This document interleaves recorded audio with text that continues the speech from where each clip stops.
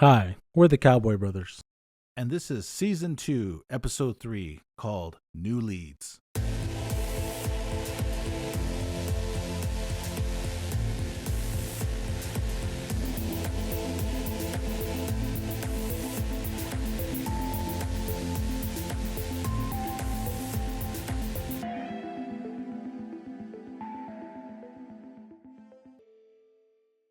The person that caught the coin hit G6 instead, starting a completely different song. Everyone pauses, looking toward the jukebox. They all shrug and turn back to each other. The bar fight throws a punch, but Sherbet dodges and counters with a jab to the ribs. The bar erupts into chaos as the tables are overturned and other customers scramble to get out of the way. Just then, another punch comes flying in, and Sherbet steps back, shoves the guy forward using his momentum. Sherbet sees another guy pursue him, and Sherbet lunges with a right hook. The guy hits the ground from his punch. Two guys grab Sherbet from behind and hold his arms, trying to restrain him. Sherbet, using his vast strength, quickly gets out and turns to one guy, gives him a 1-2 punch combo, dropping him. He turns to the other guy, gives him a jab to the face and one to the stomach. He grabs the guy as he's bent over from the punch and tosses him toward the other group of guys, knocking them down. The guy that started the fight gets back up and squares up with Sherbet. They stand toe-to-toe with onlookers, anxiously waiting for one of them to attack first. The barfly steps forward with a cross landing on Sherbet's chin, and he stumbles back, and the guy rushes Sherbet, pushing him against the wall. Another right, and then a left. Sherbet puts his hands up, covering his face. Sherbet jumps to offense and grabs the guy's shoulder and headbutts him. Stumbling back, Sherbet moves forward, picks up the guy, carries him a few feet away, and body slams him on the pool table. This last act causes the fight to stop. Sherbet, the last one standing and just a bit out of breath but not exhausted, turns back to the bartender. So, do you still not know her name or what? She may have come in here once, about a week ago. Was she with anyone? A date? Maybe a girls' night out? She looked to be with some guy, but that's all I remember. That must have been Joe she was with. Does this guy have a name? Spill it, barkeep. He's a regular. Usually comes in after 11. Sherbet looks down at his watch and sees that it's almost 11 p.m. He decides to wait outside for him. Thanks for all your help. Sorry about the mess. Sherbet pays and walks out the door. He walks down the street a little ways and turns the corner. He peeks back around at the bar entrance and has a great view of the front door, deciding he will wait here for Joe. A few moments later, he sees a man walking to the bar. I hope that's Joe, but maybe I should get closer and see. I don't want to spook him if it is. The man enters the bar, so Sherbet makes his way down the street. When the bar door flies open and the man reappears looking around frantic, he sees Sherbet walking toward the door in a hurry and takes off the other direction. Well, the bartender must have tipped him off about me. They take off in a foot race down the street. The guy takes a turn down an alley. Sherbet, a few paces behind him, follows. Once he turns down the alley, it was empty, puzzled for a second to where he could have disappeared. Am I dealing with a man or something more? Yeah. Sherbet, wishing he had his 38 on him, decides to walk down the alley, but looks left and saw the man trying to hide in the shadows. He had his eyes closed, thinking that would help. Hey, I can see you. Open up your eyes. Are you Joe? I am Joe. Who are ya?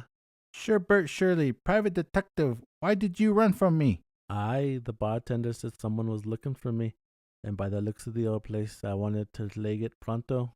When I spotted ya, I bolted. Oh, well, I didn't want to fight, but when you back a res dog in the corner, things are going to get rowdy.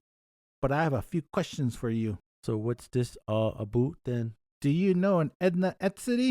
I know her. What about it? Well, she's gone missing, and I spoke to her sister, and she told me you guys went on a date. Oh, did she tell you how the date went? I swear I can do more than one push-up. I just had a rough workout that morning, you can? Sherbet doesn't believe his story. He looks like he can only do one. Yeah, she told me, but I don't care about that. I totally care.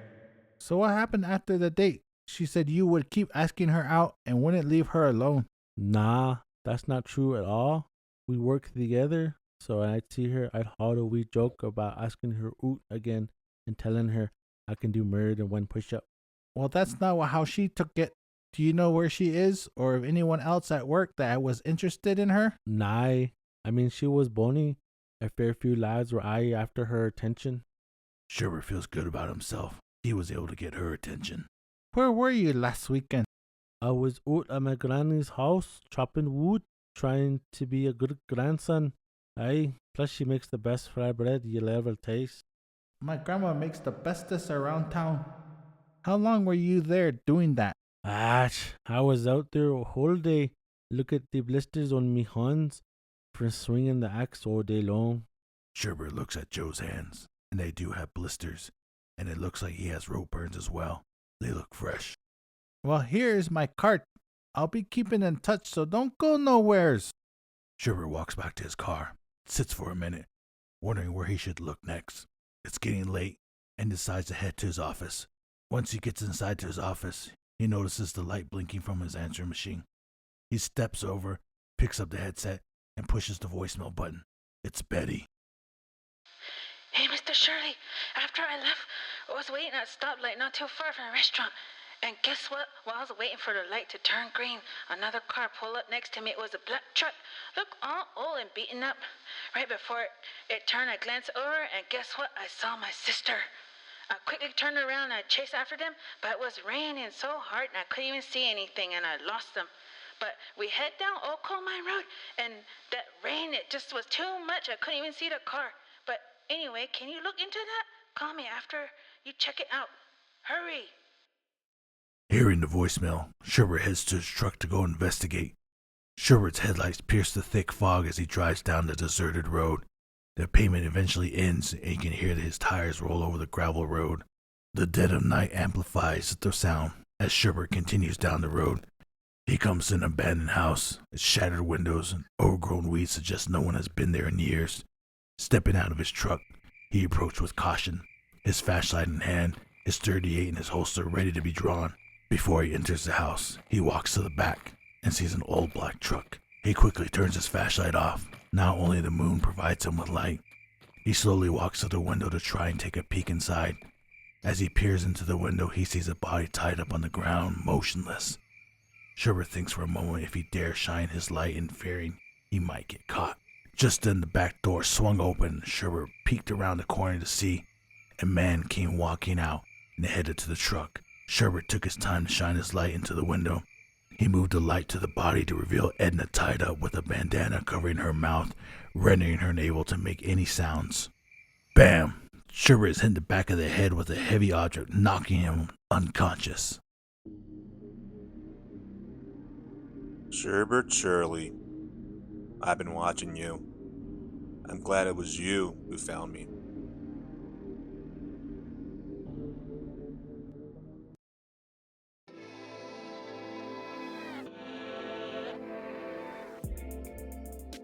This is a work of fiction.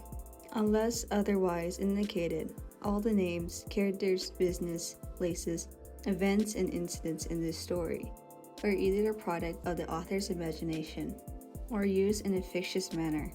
Any resemblance to actual persons, living or dead, or actual events is purely accidental.